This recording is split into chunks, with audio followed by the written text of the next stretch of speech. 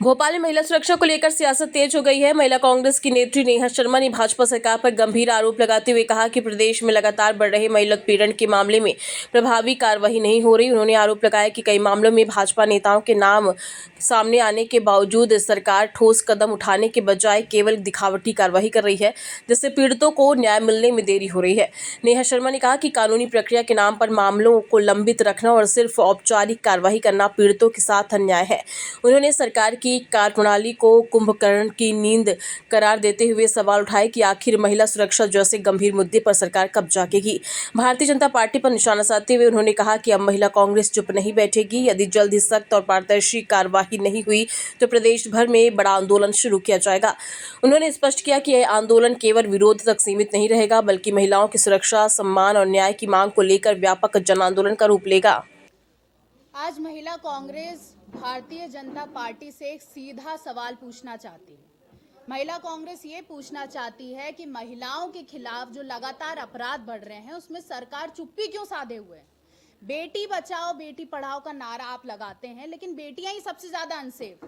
ये लिस्ट मैंने मेरे पिछले वीडियो में बात करी थी कि लिस्ट अगर हम निकालेंगे तो बहुत लंबी हो जाएगी। ये बात सत्य है, क्योंकि लिस्ट जो है मेरे पास ये काफी लंबी हो गई है।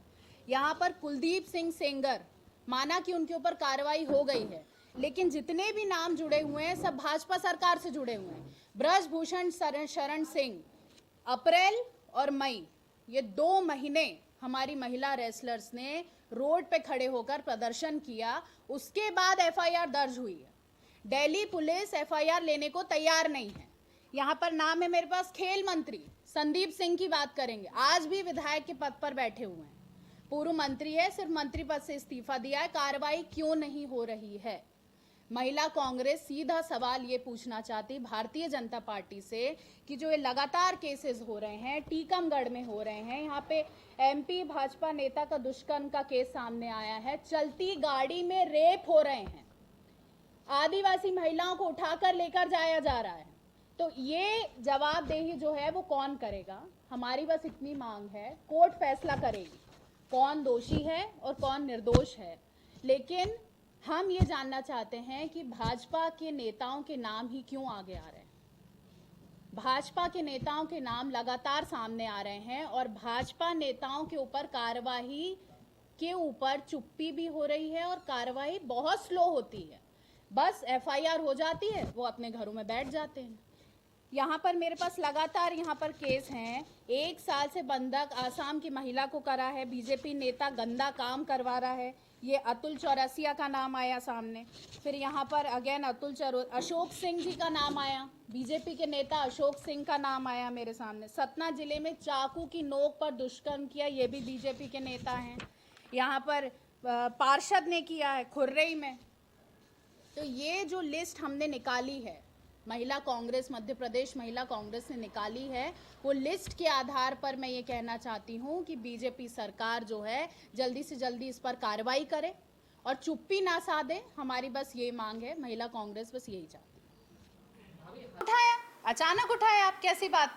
महिला कांग्रेस रोडों पे उतर, आप अचानक की बात मत करिए। हम लगातार रोडों पर उतरे हुए हैं, लगातार हमारे आंदोलन चल रहे हैं, महिला कांग्रेस के आंदोलन लगातार चल रहे हैं। राष्ट्रीय अध्यक्ष हमारी अलका लांबा जी के कहने पर, प्रदेश अध्यक्ष रीना बोरासी जी के कहने पर हम लगातार सड़कों पर उतरे हुए हैं, हमारे लगातार आंदोलन जारी हैं। और आप हमारा फेसबुक, इंस्टाग्राम सब चेक करिए, वहाँ पर हमने वीडियोज़ भी डाले हुए हैं। और हमने पिछले वीडियो में ही कहा था, पिछले वीडियो में ही हमने ये बात कही थी कि हम लिस्ट निकालेंगे तो बहुत लंबी हो जाएगी, और ये बात सत्य हुई, हमारी लिस्ट बहुत लंबी है बीजेपी के नेताओं की। आज इस तरह की बात आपने सामने तो रखी है, अगर इसके बाद भी अगर कोई उचित कार्रवाई नहीं होती है, हम प्रदर्शन करेंगे, हम आंदोलन करेंगे, हम सड़कों पर उतरेंगे, हम वो सब कुछ करेंगे जिससे कि भाजपा सरकार की आंखें खुले और वो कोई ना कोई कार्रवाई करे। प्रेस कॉन्फ्रेंस बुलाई आपने, क्या कारण है महिला अत्याचार को लेकर?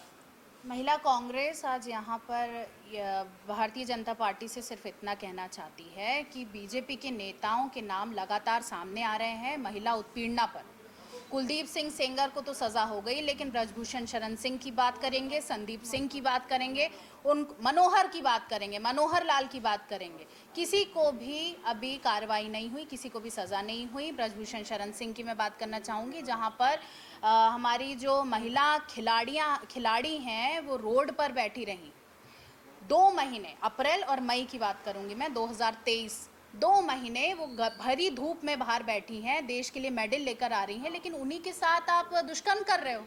और उसके बाद भी आपका जो केस है वो ट्रायल पे चल रहा है, पूरी हिस्ट्री है हमारे पास।